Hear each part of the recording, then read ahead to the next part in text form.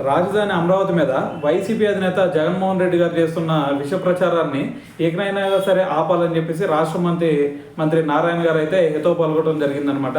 మరి అమరావతి మునిగిపోతుందంటూ చేస్తున్న ఆరోపణలను తీవ్రంగా ఖండించిన ఆయన వాస్తవాలు తెలుసుకోకుండా మాట్లాడొద్దని చెప్పేసి సూచించారనమాట. అయితే కొండవీటి వాగు పరిసరాల్లో నీరు నిలిచిపోయిన నీరుకొండ ప్రాంతాన్ని మంగళవారం నారాయణ గారు అయితే పరిశీలించడం జరిగింది.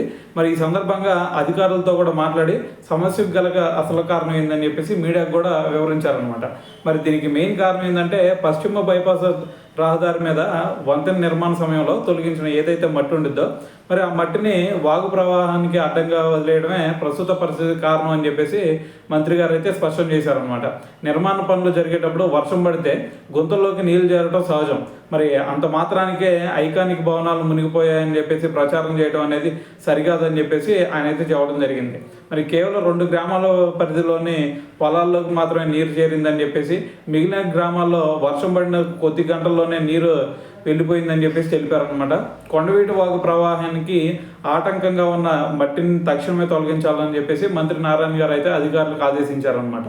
వైసీపీ నేతలు ఇలాగే విష ప్రచారాలు కొనసాగిస్తే వచ్చే ఎన్నికల్లో ఇప్పుడు గెలిచిన 11 స్థానాలు కూడా దక్కవని చెప్పేసి నారాయణ గారు అయితే హెచ్చరించారు. మరి రాజధాని మునిగిపోతుందని చెప్పేసి ఆరోపించే వారు ఇక్కడికి వచ్చి వాస్తవ పరిస్థితిని చూడాలి. నోటి వచ్చినట్టు మాట్లాడితే ప్రజలు సహించరు అని చెప్పేసి ఆయన తీవ్ర స్వరంతో అయితే హెచ్చరించడం జరిగిందనమాట.